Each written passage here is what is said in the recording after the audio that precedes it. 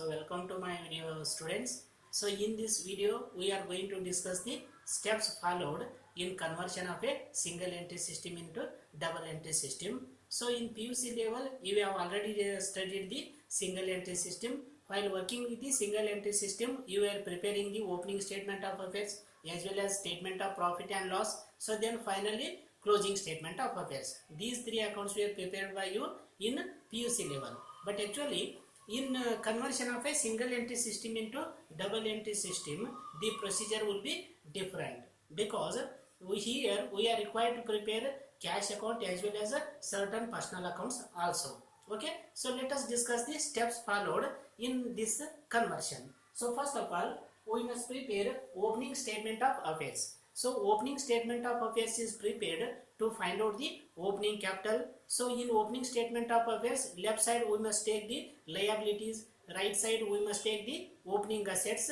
left side we must take the opening liabilities, and right side we must take the opening assets. Usually the asset side will be more than the liability side, so then the difference will be the opening capital. So then after ascertaining the opening capital, we must prepare the cash account. It is also called as the receipt and payment account.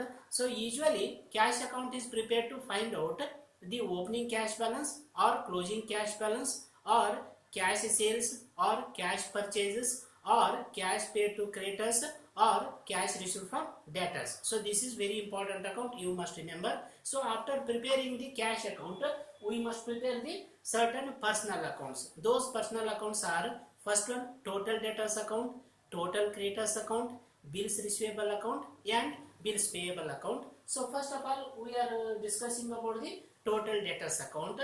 Total debtors account is prepared to find out the opening debtors or closing debtors or credit sales or cash received from debtors or BR received from debtors. So then we must prepare the total creditors account. So total creditors account is prepared to find out the opening creditors or closing creditors or credit purchases or BP issued to creditors.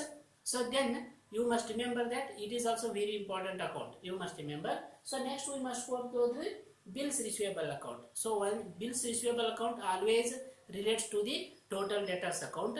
Bills receivable account is prepared to find out the opening balance of bills receivable or closing balance of bills receivable or bills receivable received from debtors or bills receivable dishonored or as well as cash received against bills receivable.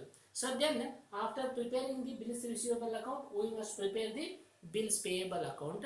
Bills payable account is prepared to find out opening balance of bills payable or closing balance of bills payable or BP issued to creditors. So then we must prepare the after preparing the four personal account, we must prepare the trading and profit and loss account.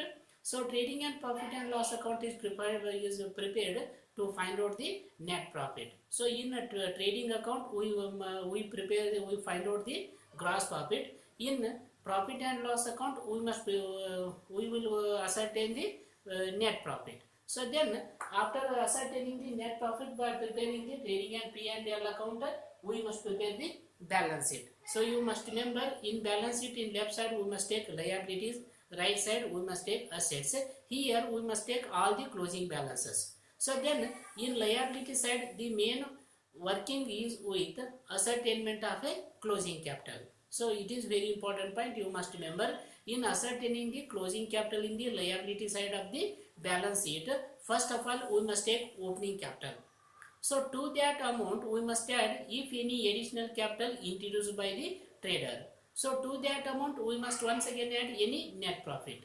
So from that total amount we must deduct drawings. Drawings means goods or cash used by the trader for his personal purposes, and if there is any loss is there, it is also deducted. So then loss means net loss. So then whatever final amount comes itself is the closing capital. So then after ascertaining the closing capital, we must take closing creditors, closing bills payable as well as outstanding expenses at the end of preparation of a balance sheet at the end of the year.